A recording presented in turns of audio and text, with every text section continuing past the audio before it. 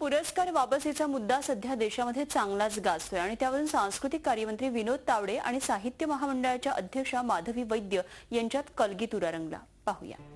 नटवर्य प्रभाकर पणशीकर जीवनगौरव पुरस्कार रामकृष्ण नाईक यांना, तर संगीताचार्य अण्णासाहेब किर्लोस्कर संगीत रंगभूमी जीवनगौरव पुरस्कार रजनी जोशी यांना जाहीर करण्यात आला. मात्र या कार्यक्रमात सांस्कृतिक मंत्री आणि साहित्य महामंडळाच्या अध्यक्षा यांच्यात वाद रंगला. पुरस्काराची घोषणा करताना पोटात गोळाच उठतो असा टोला तावडेंनी लगावला. पण हल्ली माझे जे कुठलाही पुरस्कार घोषित करता भीती वाटते, परत तर नाही ना करणार. मात्र साहित्यिक भूमिका घेत आहेत अशा शब्दात माधवी वैद्य यांनी तावडेंना प्रत्युत्तर दिलं. पुरस्कार परत करावेत की नाही हा ज्याचा त्याचा प्रश्न आहे, परंतु आज जी वैचारिकतेला शह बसण्याची परिस्थिती निर्माण झालेली आहे त्याचा निषेध करायला निदान लेखकांनी काहीतरी भूमिका घेतलेली आहे, ही खूप अभिनंदनीय गोष्ट आहे. साहित्य संमेलनाशी निगडीत व्यासपीठावर बोलताना नवा वाद होईल असा टोला तावडे यांनी लगावलाय.